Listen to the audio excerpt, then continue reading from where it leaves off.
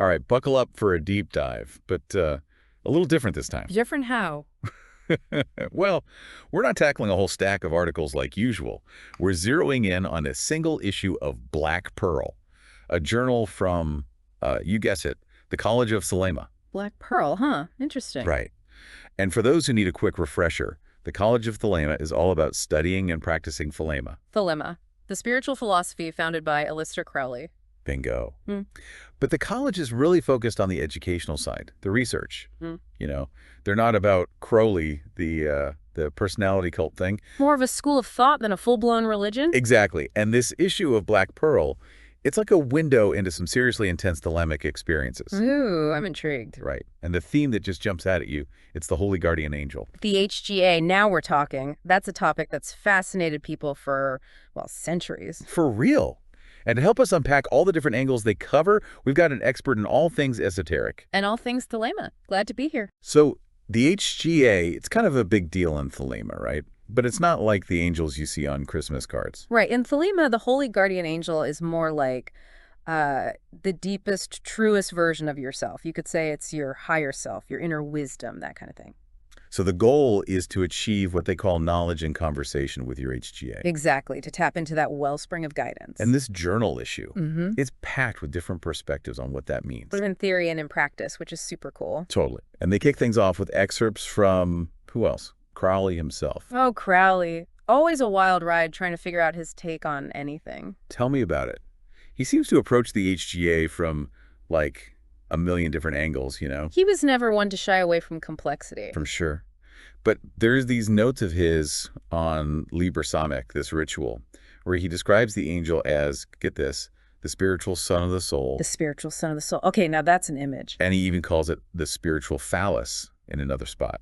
Okay, wow. Crowley being Crowley, loving the symbolism. Oh, absolutely. Maybe he's drawing a parallel, right? Yeah. The sun is this life-giving force, and the HGA is this energy that fuels our, I don't know, our creative potential. Yeah, I like that. The HGA is the driving force behind our inspiration. Right. And it gets even more intense when we get into the letters from Karl Gerber. Karl Kermer, Crowley's his designated successor, right? You got it. He was a big deal in the Thelemic world. Yeah. And he was writing to this woman, Phyllis Seckler, who went by Soror Merrill in Thelemic circles. Soror Merrill, the poet, right? Golden only. Mm.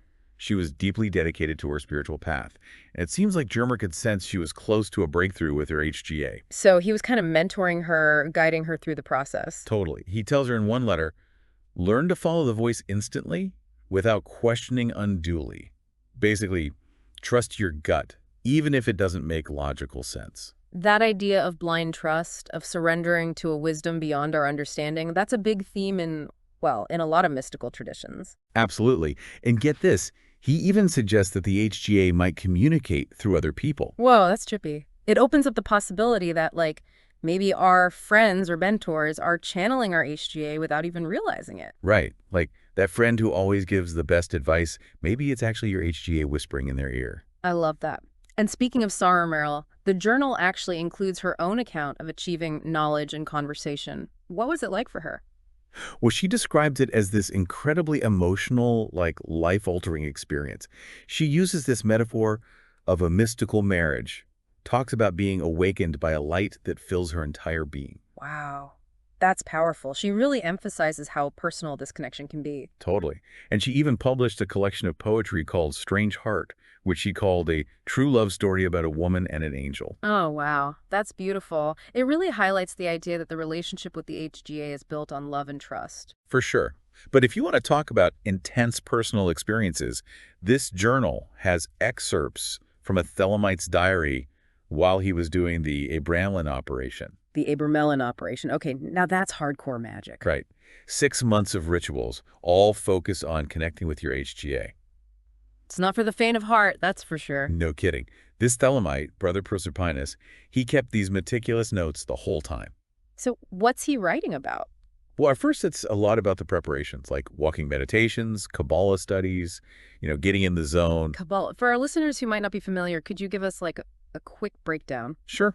It's basically a mystical system with all these symbols and diagrams that map out the spiritual realms. Like a cosmic roadmap. Exactly. But as he gets deeper into the operation, his diary gets really emotional. He's writing about connection, frustration, even this deep, almost like intimate relationship with his HGA. It sounds like a roller coaster of an experience. Oh, totally. It's like he's going through the ringer, emotionally and spiritually. Yeah, and I'm guessing that's kind of the point, right? To push you to your limits and see what emerges. Yeah, exactly. There are a few moments that really stand out. Like what? Give us the highlights. Okay, so he has this one vision where he describes his HGA as get ready for this, a fiery phoenix.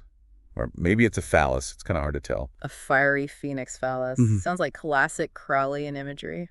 Oh, yeah. And then there's this part where the HGA tells him to just love the angel, purely and simply, no strings attached. Unconditional love, eh? Another big theme. Right. And then later on, the HGA tells him to be still, to listen to that quiet presence within. It's like he's being guided to let go of control, to surrender. Makes sense. If you're trying to connect with something bigger than yourself, you've got to let go of the ego's grip a little, right? Absolutely. And then it all builds up to this incredibly dramatic climax on day 93 of the operation. Day 93. Is there some numerological significance to that? Probably. But I don't want to spoil it. Let's just say Brother Proserpinus describes this moment of complete union with his HGA, like the angel is his true self. And he writes this beautiful passage about it. Let me see if I can find it. Oh, I'd love to hear it. Okay, here it is. He says, "It is finished and begun. Beautiful. I am thy bride, thy mate, thou whose silence exceeds the songs of 1,000 worlds, whose touch thrills me as the caresses of a lover beyond lovers, whose image is only reflected in 1,000 images, world without end, which are but broken up reflections of that which, even now, before thy beautiful face, I see not. I turned me about thrice in every way, but always I came at the last unto thee." Wow. Talk about powerful. That really captures the essence of knowledge and conversation, doesn't it? It's like realizing that the HGA isn't separate from you. It is you on some fundamental level. Exactly. It's not about meeting some external being. It's about this deep inner recognition. And what blows my mind is we've got Crowley, Germer, Soror Merrill, Brother Proserpinus, all having these incredibly different experiences, but they're all on this same quest to connect with this deeper aspect of themselves. It's like there's no one-size-fits-all approach, right? Each person's journey is unique, even within a system like the Lima. Totally. It's not a recipe, it's an exploration.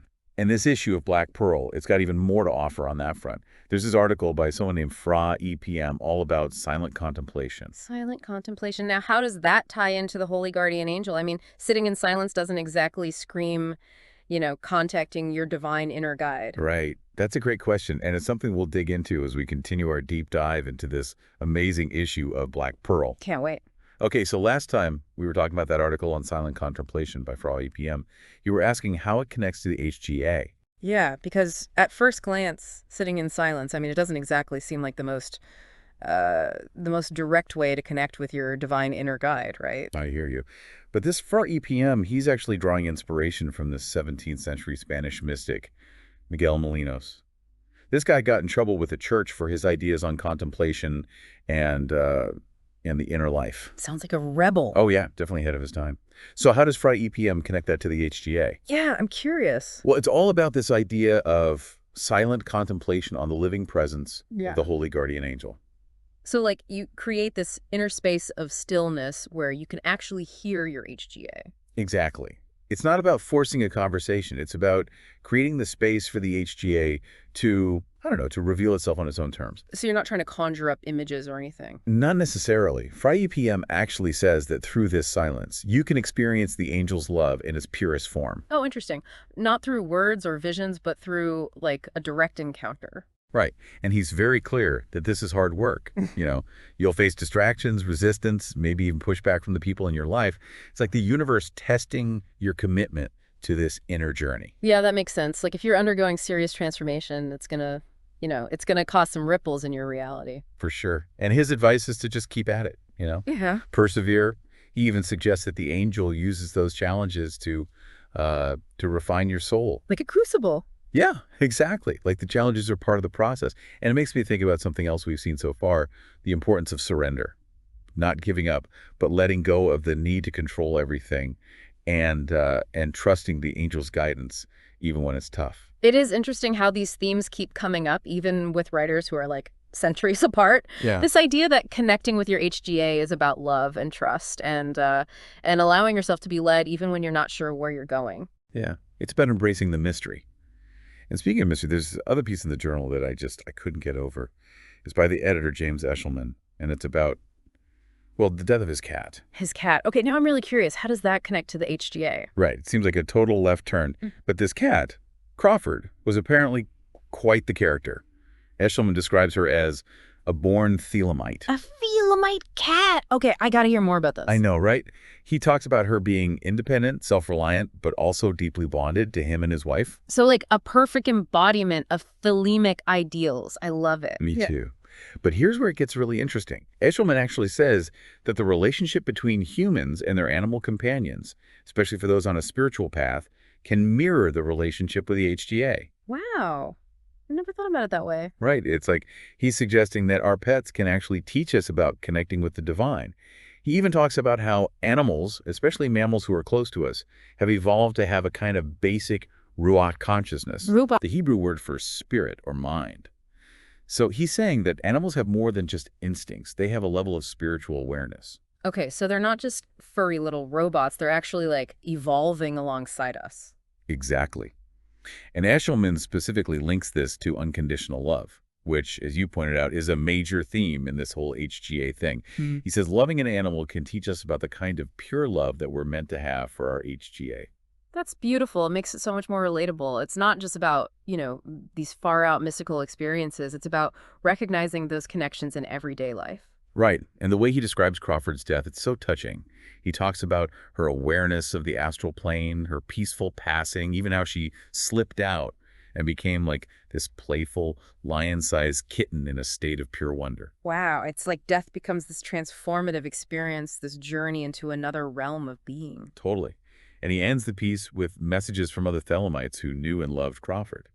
It's this beautiful reminder that even the loss of a pet can spark spiritual growth and bring people together. It's about finding the spiritual in the everyday, those hidden connections that tie everything together. Speaking of hidden connections, this journal dives into a side of Thelema that a lot of people find mysterious: Kabbalah and astrology. Ooh, now we're getting into the good stuff. Right. This issue has a whole section called The Vision and the Voice, which analyzes some of Crowley's mystical visions using, you guessed it, Kabbalah and astrology. Now, I'm not super familiar with Crowley's visions. What are we talking about here? So in the early 1900s, Crowley had this series of visions while he was exploring different spiritual realms. They're called ethers, and they're basically like maps of consciousness. Like spiritual cartography. Exactly.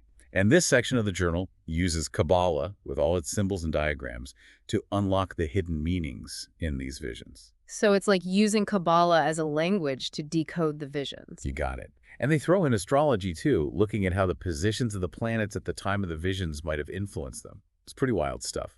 I'm starting to see how Thelema, Kabbalah, and astrology all weave together. It's a pretty heady mix. It is. They analyze a few of these ethers, the 15th, the 14th, and the 13th, and they highlight some really interesting details. Please give us some examples. Okay, so in the 15th aether, they connected to the concept of justice, which is represented by a dancer and a cross.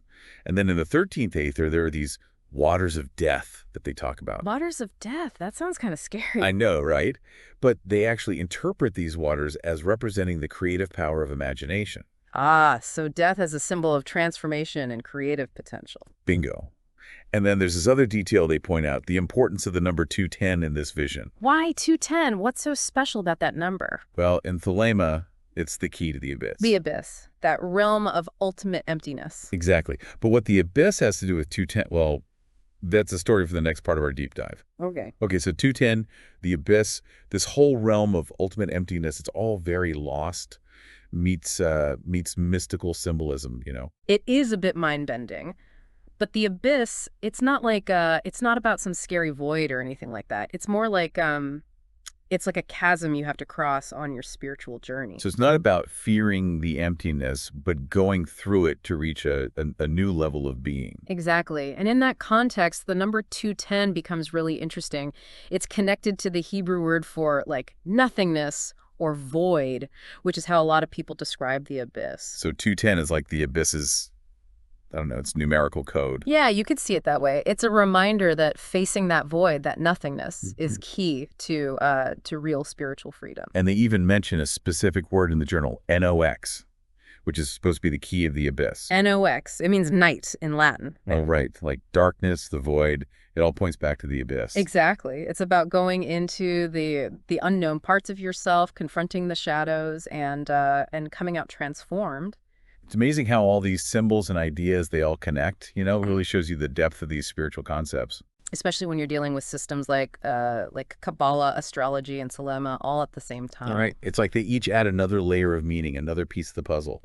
And this issue of Black Pearl, it does such a great job of showing all of that. We've gone from Crowley's his big picture take on the HGA to personal stories, reflections on silent contemplation, even that connection uh, between our love for animals and our connection to the divine. And all in a single issue. And we've just scratched the surface, really. There's the analysis of Crowley's ether visions, the poetry, the artwork. It's a gold mine for anyone interested in thelema or mysticism or just, self-discovery. It makes you think, if the HGA is this deeper part of ourselves, how do we even start to listen to it? In our everyday lives, I mean. That's the big question, isn't it? It seems like it starts with quieting the mind, paying attention to our intuition, maybe being open to those little nudges we get from the universe. And maybe it leads to that same kind of experience that these Thelemites describe, that meeting with your inner guide, that source of wisdom and inspiration. It's a journey that's, it's finished and begun, as Brother Proserpinus said. It's a journey that invites us to really explore who we are, and to discover all that potential within. If you're intrigued by all this, definitely check out Black Pearl and the College of Thelema. Huge thanks to our expert for guiding us through all of it. My pleasure. Always happy to dive into the mysteries of the esoteric. Until next time, keep seeking, keep questioning, keep diving deep.